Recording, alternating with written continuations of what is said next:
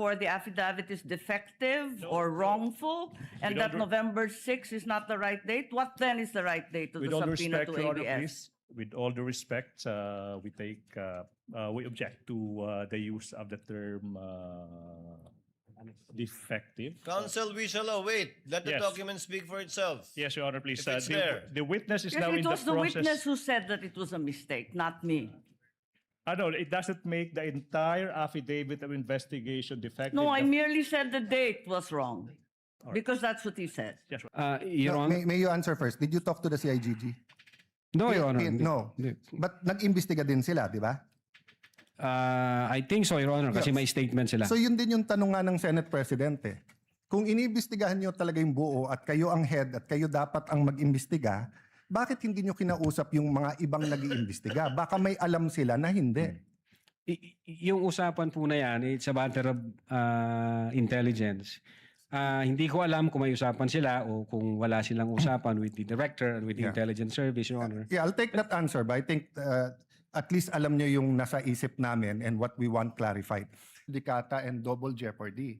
Meaning, hindi tinake up ng Supreme Court whether or not a condition. Yes, sir. Di ba? Opo. Oh, so that wasn't on point. Kasi I was going to ask, is there a difference if the condition is legal or illegal? Di ba? So halimbawa, pag sinabi ko sa yung, pag natanggal akong Senate President, patatanggal din kita. Okay. Unang-una, legal naman akong tanggalin na Senate President. Ho ng director na memo, nag-create siya ng task force, and then yung task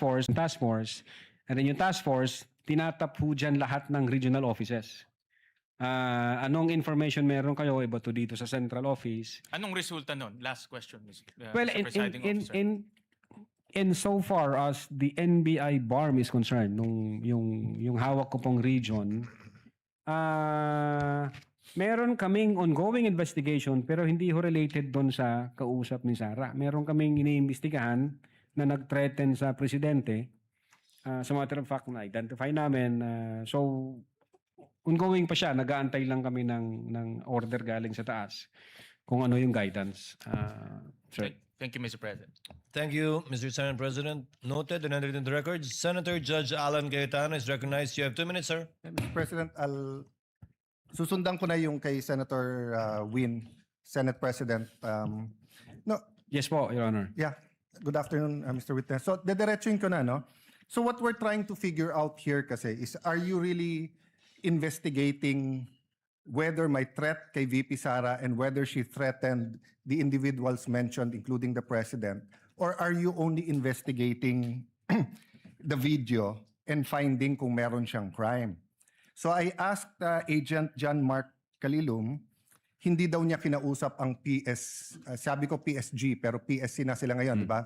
Presidential Security Command. So Opo. did you speak to the Presidential Security Command about the threat on the President? Your Honor, in terms of correspondence between the Presidential Security Command at yung NBI, ang makakasagot po niyan yung director. Kasi hindi ko alam kung may usapan po sila. Meron po kasi kaming tinatawag na need to know basis. Ang focus lang po namin Yes. as... The problem with your answers, witness, is that kung yan ang sagot mo parati, hindi mo inimbestigahan ng husto. Hindi ho. Because you didn't get the information from your intelligence. You did not get your information from the task force. You did not get your information from the Presidential Security Group. Did you talk to the CIDG? Your No, Honor... may you answer first? Did you talk to the CIGG? No, Your Honor. hindi. No. Hindi. But nag-imbestiga din sila, di ba? I think so, Your Honor, kasi Yes. may statement sila. So yun din yung tanong nga ng Senate President eh. Kung iniimbestigahan nyo talaga yung buo at kayo ang head at kayo dapat ang mag-imbestiga, bakit hindi nyo kinausap yung mga ibang nag-iimbestiga? Baka may alam sila na hindi. Yung usapan po na yan, it's a matter of intelligence. Hindi ko alam kung may usapan sila o kung wala silang usapan with the director and with the Yeah. intelligence service, Your Honor. Yeah, I'll take that answer, but I think at least alam nyo yung nasa isip namin and what we want clarified. Secondly, sir, all of you, yung apat, you signed the February 10, February 2025 NBI Affidavit of Investigation. Tama po ba, di ba? Yes, Your Honor, our affidavit of Tapos investigation. kasama dito yung verification nyo, basically saying that based on the records, tama tong lahat. No? Verification ng ano po, Your Honor? Ng, Sa dulo, nag-sign kayo ng verification. verification of non-forum shopping, Your Honor? Yes. And Opo. that, aside from non-foreign shopping, give me some latitude because to explain the question. We read and understood its contents and the allegations therein are true based on authentic records. Yes, Your Honor. Yeah. So may mali ba dito? Factually, wala. Na-review mo naman to, no? May konting typo dyan, which is Hindi normal typo, naman po, Your Honor. factual. Insofar as I'm concerned, Sino lahat po ba yun. nag-prepare? Ang team po namin with the... Tapos pinapirma sa inyo? Hindi ho, kami ho nagtulong-tulong mag-draft ng affidavit of investigation, kung ano yung legal basis namin, and then we agree and we concluded na ito yon. Then someone and then, typed it up, then you signed. I asked this because nung tinanong ko kay Agent Mark John Calium, sabi niya, dito nakalagay conditional pero tingin niya absolute. You answered the same thing, it's absolute, pero dito nakalagay conditional. The utterances itself, Your Honor, is what we called event-based condition, ang classification namin. Okay. Yun so- yung utterances, Your Honor. I'll take that answer. I think mas factual yun. But sa paragraph 51, was VP Duterte ever Secretary of the Department of Justice? No, Your Honor, Department of Education. Nakalagay dito, to recall, VP Duterte resigned as the Secretary of the Department of Justice, and she herself admitted that her relationship with the President has become toxic and she would imagine her strangling him and cutting off her head. That's typo, Your Honor. That's not a typo. A typo means yung department naging depart. Department of Justice and Department of Education are two different things.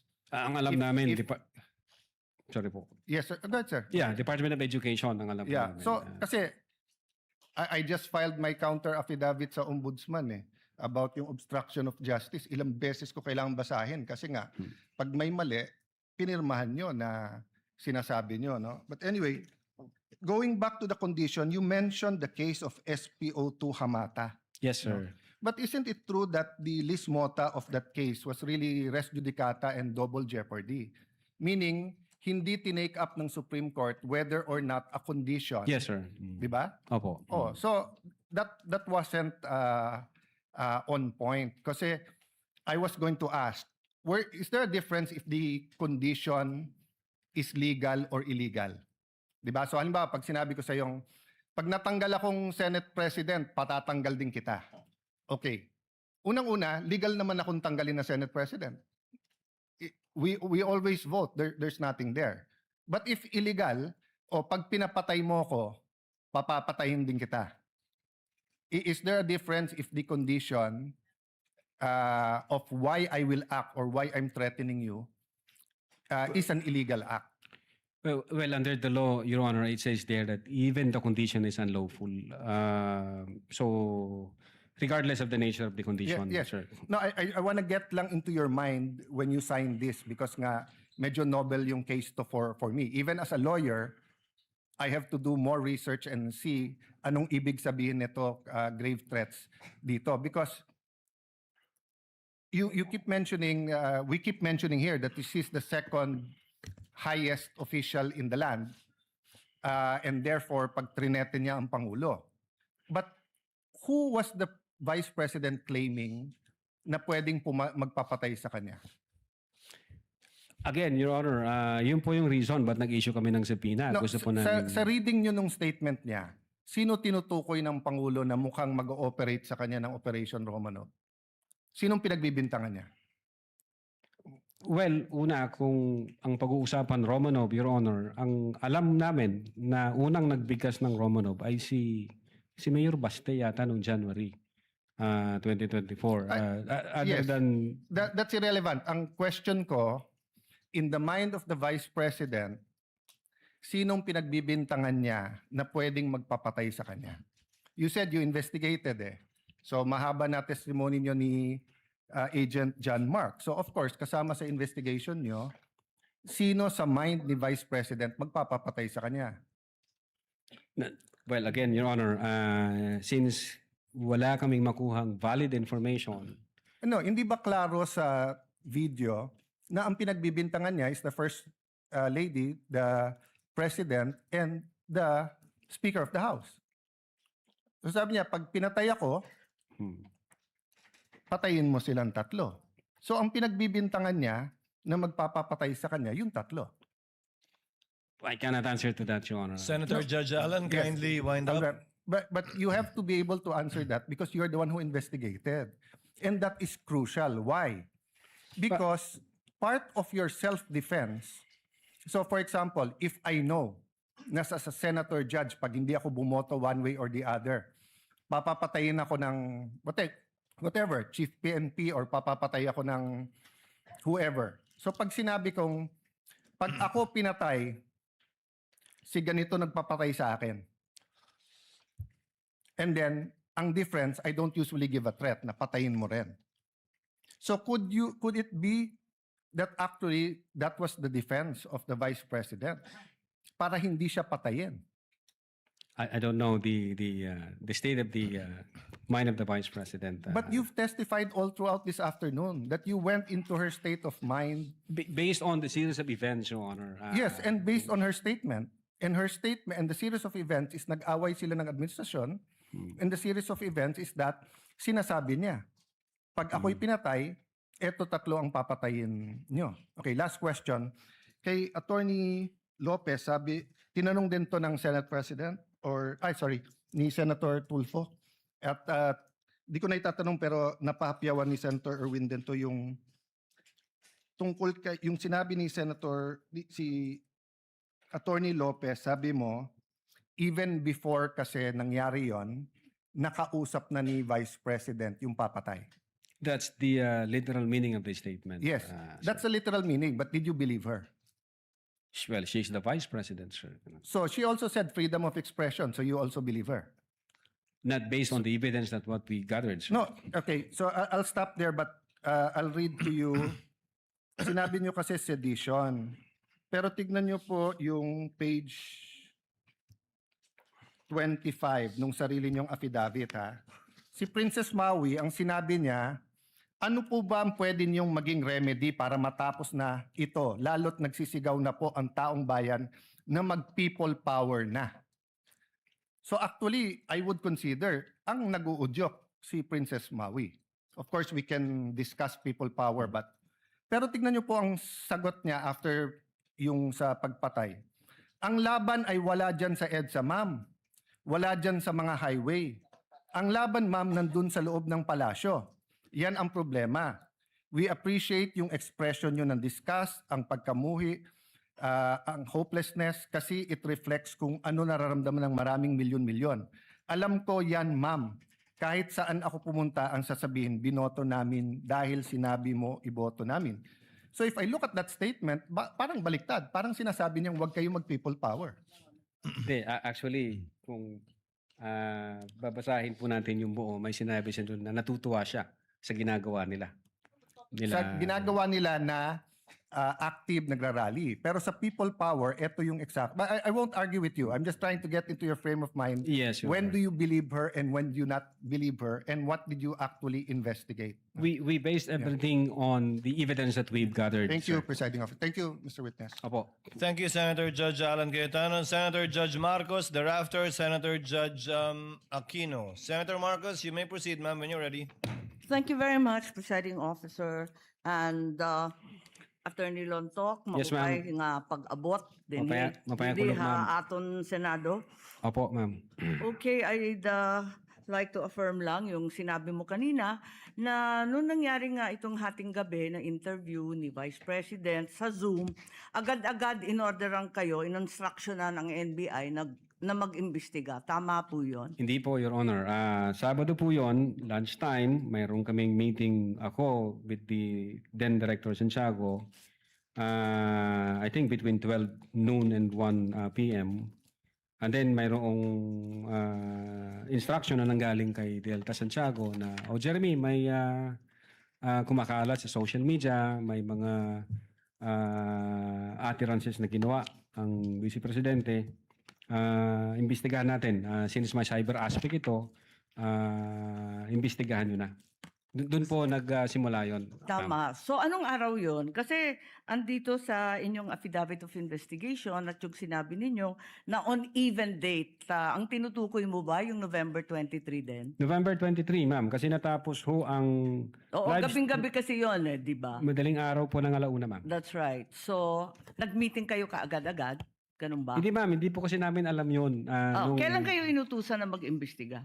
During lunchtime, nung may meeting kami ni then Director Santiago, pero iba ho ang iniimbestigahan namin krimen. Kailan kayo sinabihan ng DOJ na mag-imbestiga? Anong araw? That po same day, ma'am. Kaya nga, after. November 23. November pa rin. 23. Oo, pareho lang. Yun ang sinabi ninyo kanina nung tinatanong kayo ng counsel ng prosecution. Yan din ang nakasaad. On even date ang nakasabi sa inyong Opo. affidavit. Yes, ma'am. Okay. So, nag-umpisa na kayo. Kwento nga ninyo, four-phase yung investigasyon. Nag-umpisa sa identification. Nagbigay kayo ng hash value. Nag-preserve kayo ng data. Pagkatapos nag-research kayo. Subsequently, sinabi mo na meron kayong open source intelligence search at natuklasan ninyo na meron palang October 18 video na press con na naman ni OVP na nasa Facebook at may mga sinasabi na naman na puputulin yung ulo. Tama ba yon? Yung October 18 ang nakita ninyo? That's the continuation in the analysis phase, Your Honor. Oo. Yes, Your Honor. Kasi nag-research na kayo, no? Bilang fourth phase nga ng inyong investigasyon. Tama po ba? Hindi po, Your Honor. Yun yung third phase ho, yung analysis and attribution. Sa analysis pa at attribution. So third phase, pero bandang huli na. Ang pinagtatakahan ko, kung inutusan kayo ng November 23 na magkaroon ng investigasyon, bakit napakaaga? November 6, 2024, a subpoena was issued to ABS-CBN requiring them to submit an authenticated copy of the video pertaining to the 18 October press con. Nandito to sa affidavit ninyo, nasa page 8, number 14. Kung inutusan kayo noong November 23, ang ibig ba sabihin, November 6 pa lang, minamanmanan na si Vice President? Iniimbestigahan na siya bago pa yung Zoom conference sa Kongreso? No, Your Honor. I believe that's a typo yung date. Kasi Sorry? that's a typo, Your Honor, yung date. Kasi makikita doon yung date noong appearance ng taga-ABS-CBN, which is consistent ho siya doon sa ibang inisyuan Kailan ng ba yung subpoena. appearance? Kasi hindi ko nasusundan yung timeline ninyo eh. Parang yung November 23 yung utos, pero November 6 pa lamang, may subpoena na. Ba't nagkaganon? Typo ho yan, Your Honor. Hindi ho yan November 6. Typo na naman katulad ng Department of Justice. No, Your Honor. If I may refer to my notes, Okay. Your Honor. Oo, pakita mo na lang sa akin kasi nahanap ko hindi ko masundan eh. You may do so, This is counsel. page 6, number 14 po. November 6, 2024, subpoena to ABS-CBN.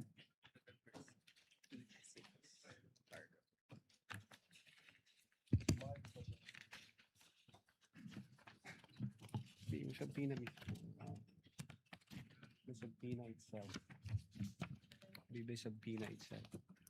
Wala naman yatang date na binibigay tungkol sa appearance ni Patria Morales at yung iba pang Meron po, taga-ABS. Your Honor, if I Pakituro lang have kasi the, hinahanap record po of the namin. subpoena.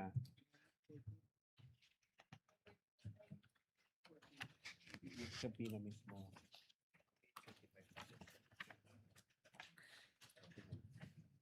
For information, the time of Senator Judge Marcos is over. Kindly. Yes, but he's still responding Of course, to the we same will wait for question the if you will response allow. first. Siya po yung matagal, hindi tayo. We're only counting your the questions that you asked, not the answer. Neither are we counting the waiting time for the witness to answer. I-check ko lang po, Your Honor, para na Kasi yung mga sumunod na meeting, doon sa page 13, sa number 30 at sa mga sumunod, yung mga tinutukoy doon, yung mga media na nandun sa Zoom conference. Hindi naman siya yung ABS na humawak ng camera noong October 18. Iba naman yung mga tinutukoy dun eh. Attorney Lutok, Opo. the question of the Honorable Marcos is on page 6, paragraph 14. You said you sent a subpoena on November 6, 2024. Unfortunately, because the annexes are not part of the document marked, it's not here. So the question is quite clear. If it's a mistake, then what is the correct date of the subpoena? If I can see the real subpoena, Your Kindly Honor. talk to the mic, please. If I can see the real subpoena, Your Honor, because the subpoena was signed by our Assistant Director for Investigation Service. As I said, unfortunately, it was not attached to your affidavit, and I doubt if it's one of those marked or pre-marked Wala. by the counsel for prosecutors. As he said and admitted earlier, he did not or they did not mark all of the annexes in your affidavit. Yes, Your Honor. If I may, check ko lang po, Your Honor, para sigurado ho. Wala sa'yo ngayon. Inaanap ko po rito. Wala nga pong annex yan eh. Wala sa annex at wala rin sa affidavit. Kasi yung mga media na tinutukoy sa ibang pahina, yung mga nag-interview nung Zoom conference.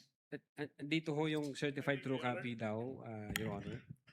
If I may, Your Honor, please, can I assist on this regard, if the court will allow?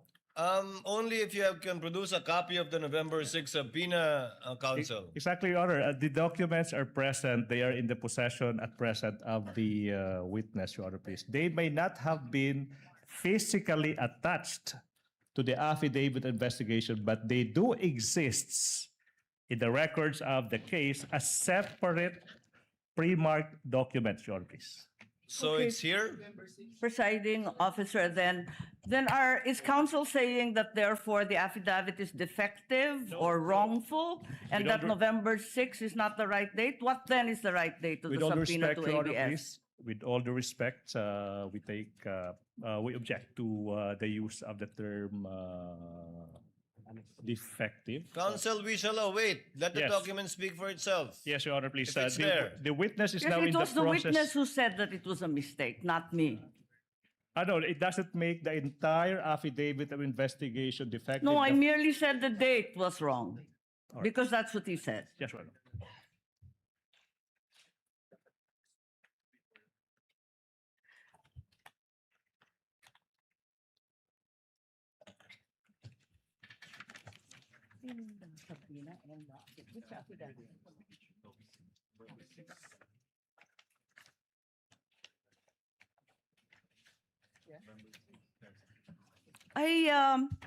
It's just been brought to my attention that in fact, presiding officer, two documents were issued on November 6. Not only the subpoena to ABS-CBN, but further the affidavit of investigation regarding the October 18 press con. Can we please be clarified as to these two documents which don't seem to appear in the affidavit nor in the annexes provided? Let's first wait for the witness to answer the first question, Senator Judge Marcos. Okay. Yes, If I- Attorney Lotok. If I may, Your Honor. Ito ho ang subpoena, Duces Tecom. Yung date ho ng appearance niya is December 11. Appearance po. Ang tinatanong yung Appearance. date ng subpoena. Date Attorney ng Lotok. subpoena, Your Honor, is 6th day of November 2024, which I believe this is a typo kasi magkakasunod ho ito doon sa mga inisyuan namin na media personalities. Attorney Lotok, typo na yung affidavit mo? Typo pa yung subpoena? Hindi po. What are you typo looking eh. at? The subpoena or the affidavit? Dalawa yan eh. What are you looking at, Attorney Lotok? The subpoena, Your Honor. So the subpoena is dated November 6. Okay. This- And the affidavit also is November 6. Dalawang typo carried over. Asan yung affidavit? Hindi ko pa nakita, ma'am, yung affidavit na November. Your 6. affidavit Ikaw ang says pumirma November eh. 6. Pwede patingin ako ng affidavit. Yung affidavit of investigation mo na binigay, pati I-check yung ko po, ma'am. amended, carried over din.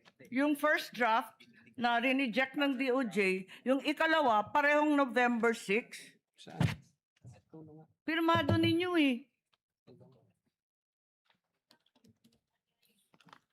Page 6, Counsel, paragraph 14 of his affidavit of investigation.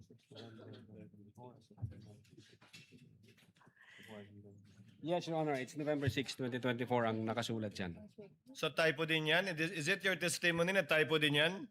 I believe so, Your Honor. Kasi ang intention namin dyan is 11 December 2024. Anyway, Senator Judge Marcos, the document will let the document speak for itself. That would be the best evidence of it, if at all, of the dates Thank you. of either the subpoena and or the affidavit. Yes, presiding officer, just to provide our witness a chance to correct himself for the documents. Sa palagay mo, ano yung tamang date kung mali yung November 6? Same ho, Your Honor, doon sa mga subpoena na inisyu namin sa media personalities. Dapat magkakapareho. Yes, magkakasunod po yun. Okay, sige. Maraming salamat. Thank you very much, presiding officer. Damo nga salamat. Salamat po, ma'am. Thank you.